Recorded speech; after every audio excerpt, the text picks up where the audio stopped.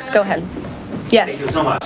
No, the gentleman behind you. James Rosen. Yes, James. Thank you. Thank you, Caroline. Two quick questions on foreign policy, and then one very long and tedious and ponderous Rosen question thereafter. First, on Iran, we've heard very little about the president's forthcoming Iran policy besides his determination to prevent that nation from achieving a nuclear weapons capability.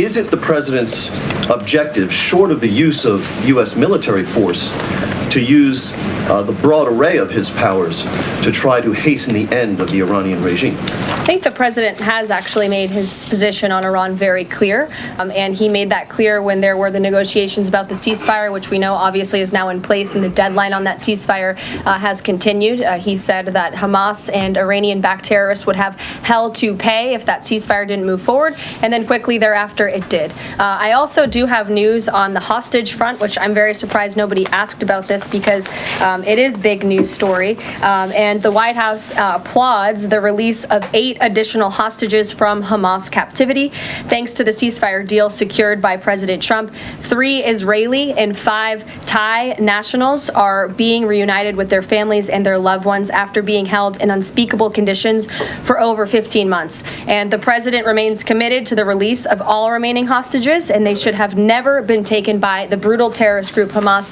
in the first place. And I think President Trump's working meeting with the Israeli Prime Minister next week emphasizes his continued support for Israel and ensuring that brutal terrorists in that region have hell to pay.